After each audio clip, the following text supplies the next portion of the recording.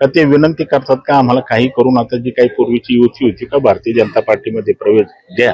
तर त्यानं प्रत्येकाला स्वप्न पडत होतं का आता मी शरद पवार गटाच्या लोकप्रतिनिधीला असं वाटत होतं की आम्ही मुख्यमंत्री होऊ. तर ते तर मुख्यमंत्री होणारच यांचाच पराभव झाला. ही परिस्थिती प्रत्यक्ष कालच्या विधानसभेच्या निवडणुकीमध्ये पाहायला मिळण्याचे काम झालं.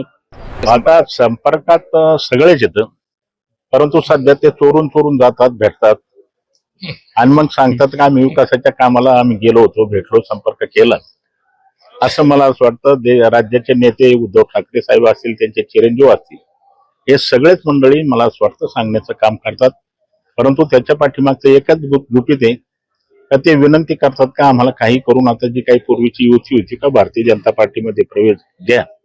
ही मागणी करण्याचं काम करतात असं मला वाटतं. महाविकास आघाडीमध्ये तर मुळातच विधानसभेच्या निवडणुकीमध्येच फूट पडलेली होती. त्याचं कारण असं होतं का त्यानं प्रत्येकाला स्वप्न पडत होतं का आता मी शरद पवार गटाच्या लोकप्रतिनिधीला असं वाटत होतं की आम्ही मुख्यमंत्री होऊ. उद्धव ठाकरे गटाला वाटत होतं आम्ही मुख्यमंत्री होऊ. काँग्रेसला वाटत होतं आम्ही मुख्यमंत्री होऊ. परंतु आता ते तर मुख्यमंत्री होणारच यांचाच पराभव झाला. ही परिस्थिती प्रत्यक्ष कालच्या विधानसभेच्या निवडणुकीमध्ये पाहायला मिळण्याचे काम झालं. आणि त्यांचा जो काय आपण पाहतो का आजचा वाद नाही, तर निवडणूक जाहीर झाल्यापासूनच आपण पाहतो का त्यांच्या एकमेकांमध्ये मतभेद होते, विचार नव्हते.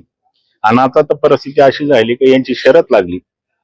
आधी कोण आता महायुती बरोबर जातंय हे प्रयत्न करण्याचं काम प्रत्येक जण करू राहिले.